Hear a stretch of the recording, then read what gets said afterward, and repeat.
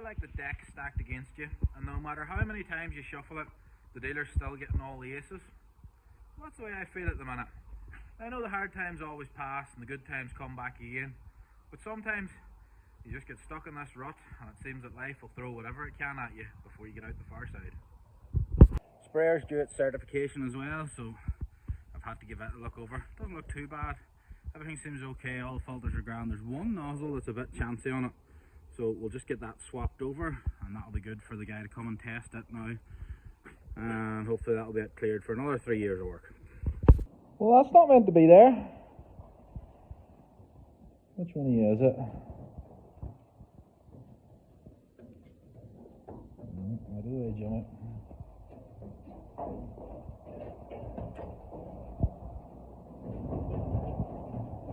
You wee man. You cracked your hoof. Right, we'll have to go and get you some painkiller and maybe a wee bit of antibiotics. Oh, there's always something. Alright, wee fella. 2 injections here for you.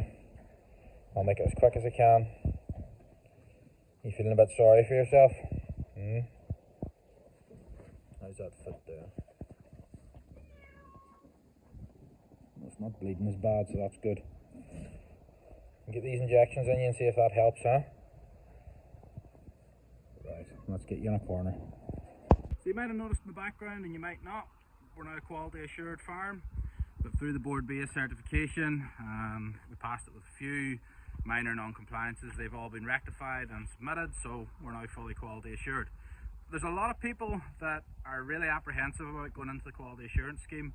And sure, look, if you don't need it and don't want it, that's fine. I'm of the approach of, you're meant to be at that standard anyway, so you might as well go into the scheme and get the few extra euros that it will make you. It's not as big a deal as people make it out to be. If you just keep your paperwork to the standard that you're supposed to and sort some things out, it's well worth doing. The auditors aren't too bad, the process isn't terrible. Some people give out about it. My experience so far hasn't been bad. Everyone seems to be settling into housing quite well. The wee man that hurt his foot, he's doing alright too. That's him lying at the back there, just beside the one that's standing up. He doesn't seem to be too lame, and I think we got it quick enough and got the antibiotics into him that he hasn't got an infection. This fella here is one of the friendly ones this year. He enjoys his head scratches. So we'll see now how these guys do over the winter with their housing. Goodbye. Now remember what I said at the start of this video about the deck being stacked? Well, I have a problem now with the potatoes. And it's not of my own doing, but I don't know how I'm going to solve it. So, just when I thought life couldn't throw anything more into the works, I threw an idiot driving a van that pulled out through 2 lanes of stationary traffic into my lane, and I had nowhere to go but into the corner of him as he pulled out. My wife's car's a write-off. I thought I was okay, thought it was grand, until I woke up the next morning and couldn't move. The doctor gave me some horse tranquilizers, and thankfully I can move now, but there's not a snowball's hope that I'm going to manage to gather spuds. So now I still have an acre of spuds here to dig and no way of gathering them. So if anybody fancies earning a day's pay, and I will feed you as well as top of the day's pay, I may need some help with spuds in the near future. I don't know when, but you know, if anybody fancies some work, we'll figure that one out. But if I do manage to get the spuds dug, the next problem, somewhere in there, you can just about see the cover, there's a riddle. There's a box there that needs a floor on it. That's the hopper that feeds the riddle. There's a riddle there. Hang on, take it around here. We also have a bagger here, Peel Auto Packer. That hasn't been running in a year, so we'll have to try and get that going. That elevator up the back, I know the last time we were using that, I had to stand with a block of wood in the belt to try and get the friction up to make it work, so that needs sorted.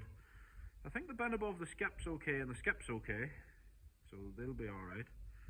But we need to get this grading system up and working to try and get these spuds sorted through. That's on the cards. Ideally I need to get that done before Christmas to try and get some of them away. Sort of Christmas time, January, I might sell some spuds. I'd say a lot of them's going to end up in animal feed, to be honest. I haven't been on the ball to sell them. You know, I should have been selling away this past 3, 4, 5 months, and just this past 3 months, everything's gone to pot, so we haven't got anything sold. That's on the cards. That has to be done. I was putting pallet racking up there, so we'll get it up now. Right, another thing that I really want to get out of the way is this. Some of you might remember this. This is a skid steer that I got scammed on, and I really need to finish this project off because it's sitting here 4 years now, and I do a little bit of it every now and again, but I really need to just put a push into it, get it going, and get some use out of it and get a bit of space back, because it's taking up a full corner here in the workshop area that would be much better used for other things. So we'll see if we can get this going now over the Christmas period and get that one whacked out of the way. You really don't need another project, do you, Andrew? No, I really don't need another project. So why have you got another project, Andrew? Well, unfortunately, whenever I have the money, the projects aren't there, and whenever I have the time to do the projects, they're never appearing. So the money's there, but the time's not, so we've bought the project. And the project can get pushed into a shed until I get it sorted. Should make my wife very happy though, because she's been dying to get her hands on one of these so she can drive about the farm with her little girl.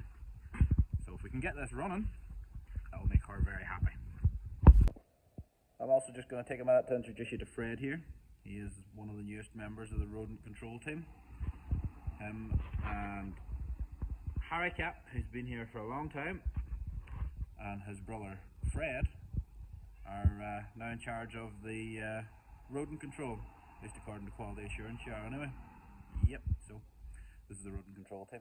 Very good job they're doing as well. So another thing that I need to get done is I need to change about this calf shed. So anyone who's seen the calf videos in the past, you'll know I had a set of like barriers or gates strapped onto this pole, and that gave me 1, 2, 3 pens down that side, and then I had pens on this side the same way. I don't like that method. It was alright, it got me started. The problem is if I want to take calves in and out, it's an absolute hassle. So the plan is I want to get rid of this bar, and I want to put 3 different gates on that I can then swing into the middle across, so I can then have 3 big large pens of calves if I need to, as they grow, or you know, as things change, or if I want to put, I don't know, 5 of them into a pen together, I can just swing the gates across, have 1 big pen of 5 sort of say going across there. That's the plan. Now, making the gates, here's where the toss up is. So I did come across these last year. They're just household gates. They're bought in an auction. They're exactly the right size. It's 6 foot between each one of them old cow stands, and those gates fit okay. So I was half watching to see if I could get 3 more of those, and I would just do it down the side. Now I've changed that plan. I don't think I'm going to go that way. So the plan either is buy some hurdles, so you know, like the typical, you can see it in there maybe, like your standard sheep type hurdle, and just put 6 foot hurdles across, or get some box iron, custom make myself a set of gates for each pen. The cost is going to be roughly the same. You know, the box iron to make the gates might actually work out slightly cheaper than the hurdles, but I've got to take in the time spent making the gates. You're probably chatting, say 2 days to make up the set of gates.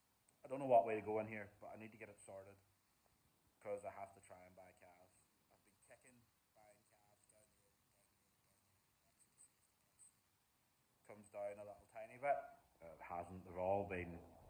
There's very little below €400, and 400 sort of my mark. If I drop calves going over €400, I can't see the value in it. It's just my personal opinion. There has been a few that I've seen that were alright looking calves. Some of them might have said they were runty.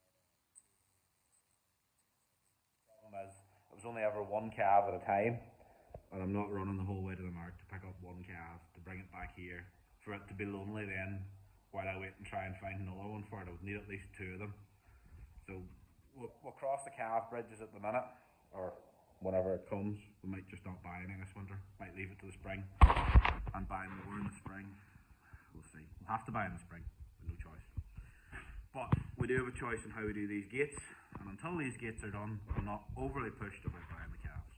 So, I know I've rambled for a while, but if anyone's got any suggestions or want to sort of help me figure out how to lay out this gate system in here, have a chat with me and see what we can figure out between us would be the best way to do it.